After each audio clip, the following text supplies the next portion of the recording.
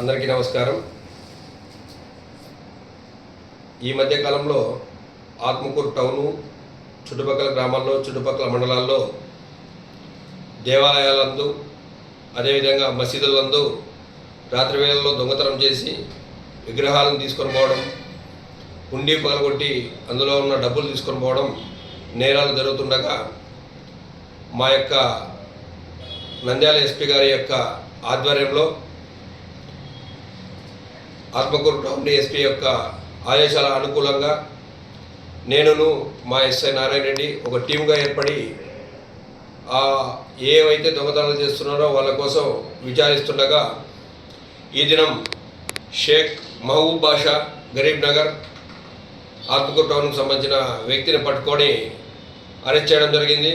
అతను చేసిన నేరాలు ఏమంటే ఇంతకుముందు దాదాపు 2005లో ఒక మర్డర్ కేసు ఆత్మకూరు టౌన్లో చేయడం జరిగింది. అలాగే నంద్యాలలో కూడా ఒక మర్డర్ కేసులో ముద్దాయిగా ఉన్నాడు. అలాగే తర్వాత అక్కడి నుంచి ఒంగోలుకి వెళ్ళి ఒంగోలులో నివాసం ఏర్పరచుకొని అక్కడ కూడా ఒక 2 కేసుల్లో దొంగతనం చేయడం జరిగింది.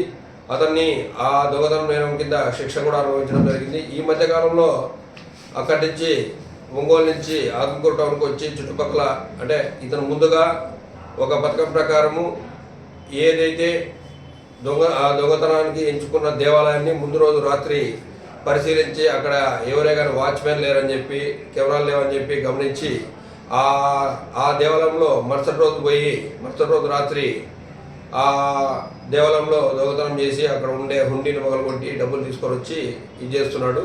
వచ్చిన డబ్బుతో జల్సాలకు అలవాటు పడి ఖర్చు చేయడం జరిగింది. ఈరోజు అతని కదలికలను అనుమానంగా ఉండి గమనించి ఇతన్ని అరెస్ట్ చేయడంగా సుమారు 3 దేవాలయాలను 2 మసీదుల్లో దొంగతనం చేసినట్టు ఒప్పుకోవడం జరిగింది. అతని వద్ద నుండి సుమారు 24,000 డబ్బులను, ఒక జత గొలుసులను, ఆలయంగా ఒక సిలిండర్ను కూడా రికవర్ చేయడం జరిగింది.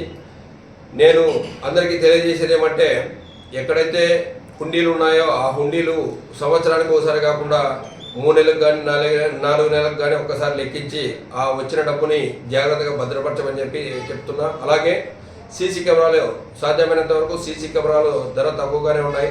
ప్రతి గుడికి ప్రతి మసీదుకి సీసీ కెమెరాలు ఏర్పాటు చేసుకుంటే చాలా బాగా ఉంటుంది.